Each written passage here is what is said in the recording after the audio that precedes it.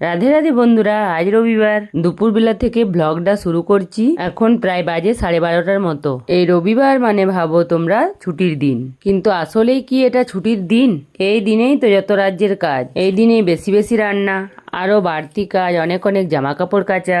তো ছুটির দিনে এমন তো নয় যে রেস্ট নেওয়া যাবে, রান্না তো করতেই হবে সবাইকে। তো আজ আমি প্রথমে সিম ভাজলাম। সিম আর পেঁয়াজ কলি আজ সকালেই খেপির বাবার একটা বন্ধু দিয়ে পাঠিয়েছিল।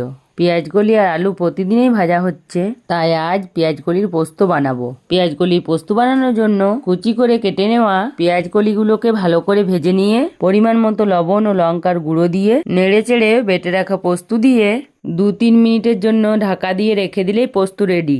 এরপর চিকেন বানানোর জন্য আমি এখানে 750 গ্রাম চিকেন নিয়েছিলাম।